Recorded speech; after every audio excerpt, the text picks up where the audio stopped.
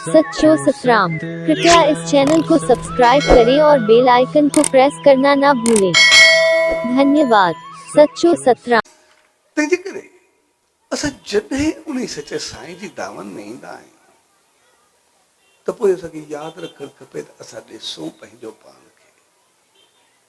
इन करे जॾहिं उन सचे साईं जी दामन में ईंदा आहियूं त पोइ जीअं बीहंदा आहियूं साम्हूं तस्वीर साहिब जे त बीह करे असांजो दर्शन करण खां बाद शीश पंहिंजो पाण झुकी पवंदो आहे ऐं शीश झुकण जो मक़सदु इहो हूंदो आहे त पहिरियों जो दर्शन कयोसीं, उनजी चङाई जा गुण साम्हूं आया, उनजी रहमत साम्हूं आई ऐं उनजी चङाई ऐं गुणनि खे ॾिसी करे ॼण अरदास निकिरंदी आहे, मालिक हाणे रहमत कर, तुंहिंजी गुण, तुंहिंजा आसीस, तुंहिंजी रहमत सदाई मुंहिंजे अंदर में रहे, मां बि तो वांगुरु चमकी करे तुंहिंजी आसीस खे पायां, रहमत खे पाए पंहिंजो पाण खे बणाए करे।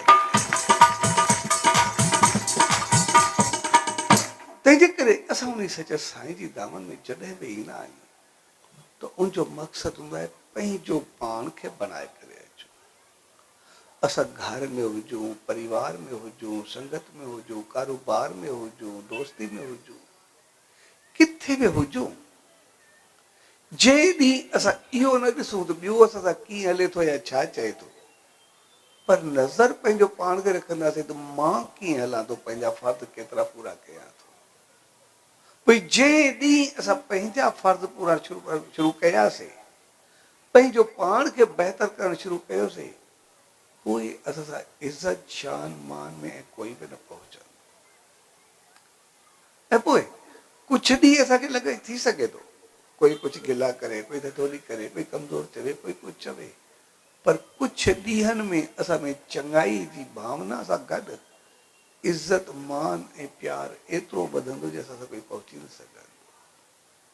तंहिंजे करे असां घर में जेकॾहिं असां वॾा आहियूं त असां पंहिंजा फर्ज़ ॾिसूं, असांखे नंढनि खे कीअं हलणो आहे, ऐं जेकॾहिं असां नंढा आहियूं त असांखे वॾनि खे कीअं आदर ॾियणो आहे, दोस्ती में असांखे प्यार सां कीअं हलणो आहे, हिक ॿिए सां मोहबत में असां सां कीअं हलणो आहे।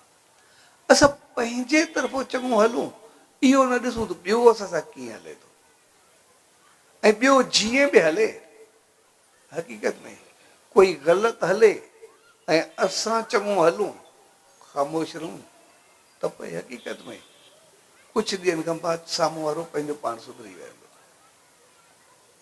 कमी उते रहंदी आहे जॾहिं साम्हूं वारो अञा कुझु ॻाल्हाईंदो बि न आहे, कुझु चवणु चाहींदो आहे, हिकिड़ो लफ़्ज़ चवंदो आहे, असां उनजी ॻाल्हि खे कटे करे पोइ टे ॻाल्हियूं पंहिंजूं ॿियूं ॿुधाए छॾींदा आहियूं।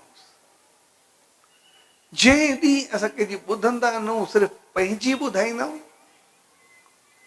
उन ॾींहुं असां इज़त न पाए सघंदा आहियूं। ऐं जंहिं ॾींहुं असां ॿिए जी ॿुधी करे पंहिंजो पाण खे चङो करे हलंदा आहियूं त पोइ उहा इज़त एतिरी मिलंदी आहे जे वरी पोइ सदाई शान मान सां वधंदा रहंदा आहियूं। पोइ कॾहिं जीवन में धॿो ईंदो ई न आहे, असां सदाई इंसान थी करे साफ़ सुथरा थी करे मालिक जी रहमत खे पाईंदा आहियूं, आसीस खे पाईंदा आहियूं।